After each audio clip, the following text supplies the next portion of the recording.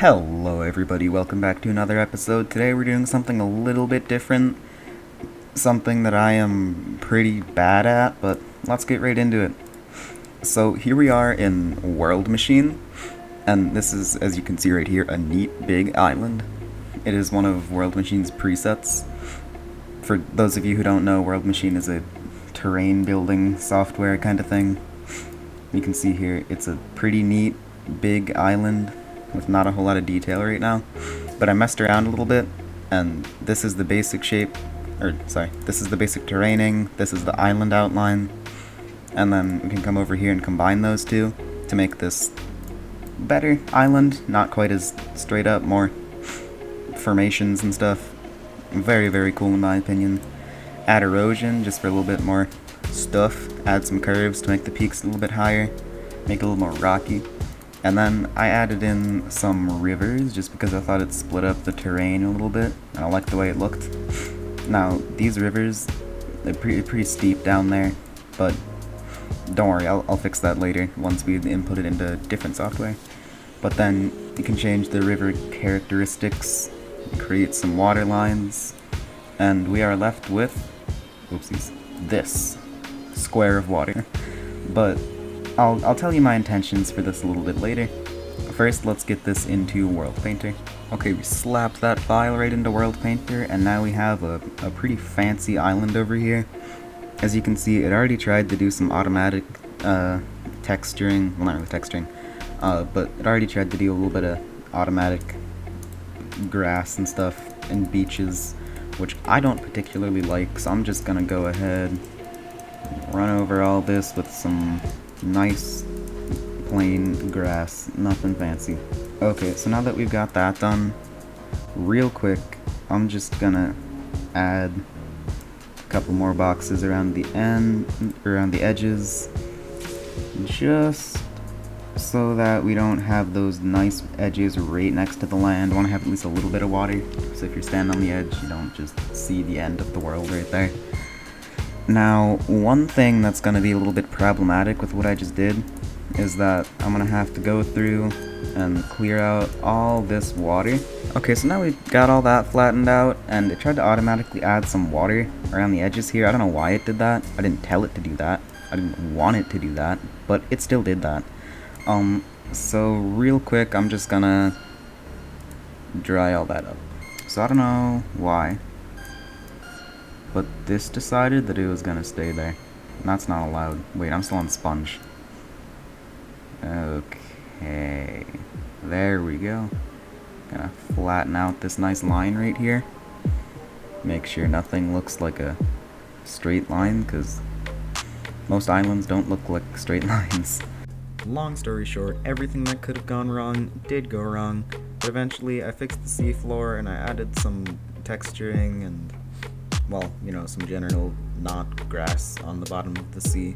But hey, we got there, and let's see how it looks. And there we go. Now it's all water. Everything up to Y40, because that is what we set the sand level to. So now everything below this ocean floor, or below the ocean, will be sand.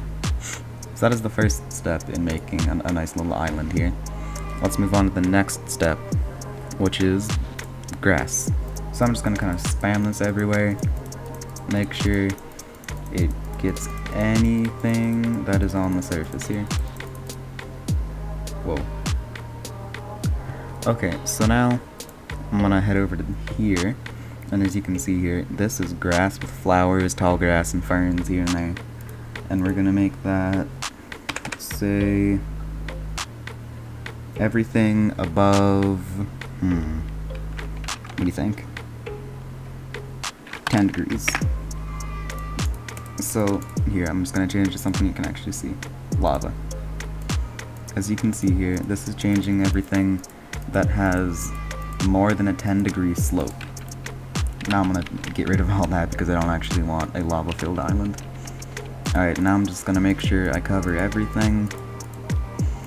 So now, anything that has more than a 10-degree slope will be covered with ferns and tall grass and flowers and stuff, which I think that'll look pretty nice.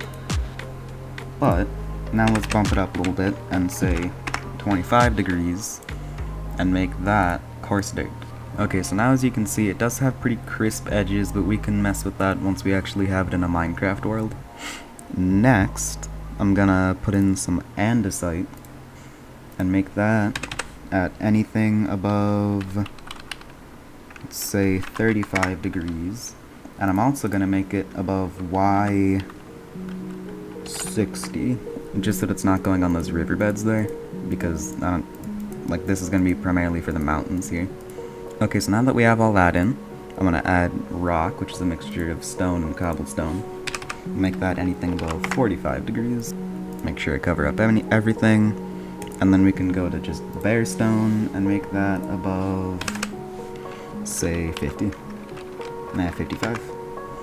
Don't know why, but my genius brain decided that this was a perfect place to stop recording and then leave. And then not record any of the next parts. Okay, yeah.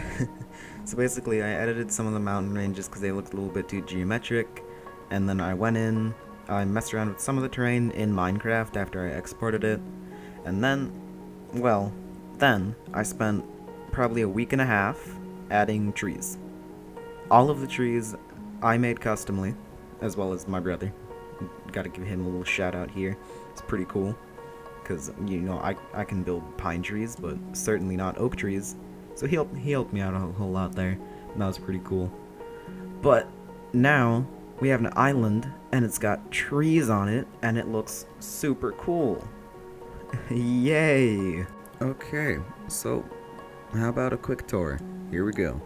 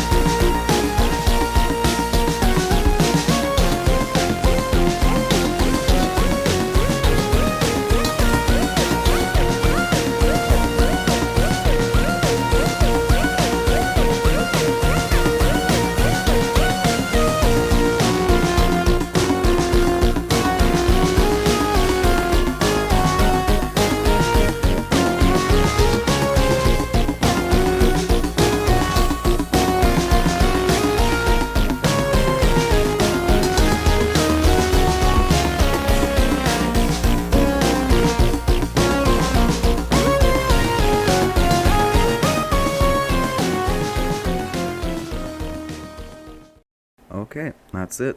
Probably get some buildings done in the next video. I really hope you like this one, though. Yeah. See you in the next one.